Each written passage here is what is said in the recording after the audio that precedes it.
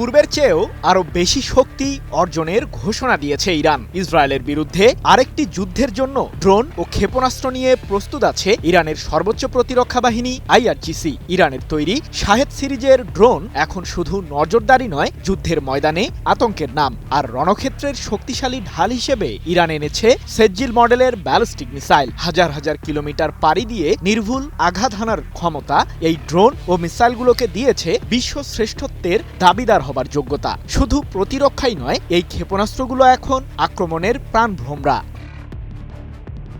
Iran কখনো আগ্রাসনের পক্ষে নয়, তবে শত্রুর প্রতিটি হামলার কড়া জবাব দিতে তৈরি আছে IRGC।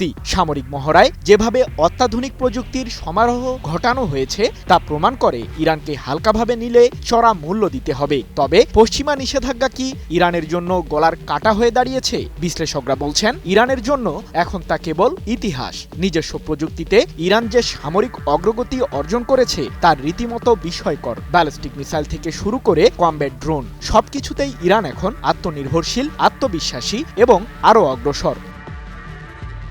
যুদ্ধের ময়দানে সব পক্ষেরই কিছু না কিছু ক্ষতি হয়, আর ইসরায়েলের সাথে সাম্প্রতিক যুদ্ধে ইরানের এয়ার ডিফেন্স সিস্টেমের ক্ষতি হয়েছে। তবে যুদ্ধ শেষে আবারও শত্রুপক্ষকে প্রতিহত করতে মাথাচাড়া দিয়ে দাঁড়িয়েছে IRGCর এয়ার ডিফেন্স সিস্টেম। এছাড়াও ইরানের আন্ডারগ্রাউন্ড মিসাইল সিটিগুলোতে মজুদ আছে আরও হাজার হাজার মিসাইল, যার অর্থ হল আরেকটি যুদ্ধে ইসরায়েলকে কড়া জবাব দিতে প্রস্তুত আছে তেহরান।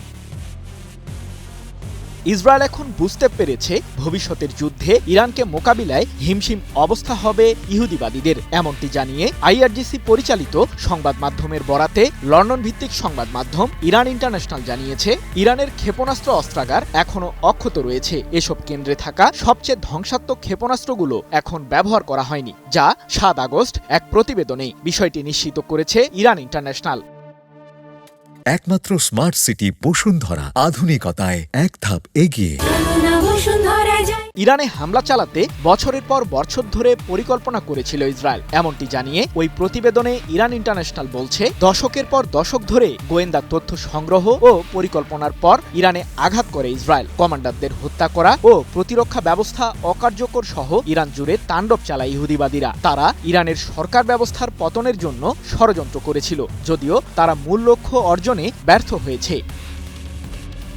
সাম্প্রতিক যুদ্ধে ইসরায়েলের এই ব্যর্থতার ফলে ইরানের বিরুদ্ধে আরেকটি হামলা চালাতে বারবার ভাবতে হবে ইহুদিবাদীদের, কারণ গোয়েন্দা নেটওয়ার্ক পুনর্গঠনে এখন বছরের পর বছর সময় লাগবে তাদের, যার অর্থ ইসরায়েল আরেকটি আক্রমণ চালাতে এখন যুক্তিসঙ্গতভাবে অবস্থানে নেই।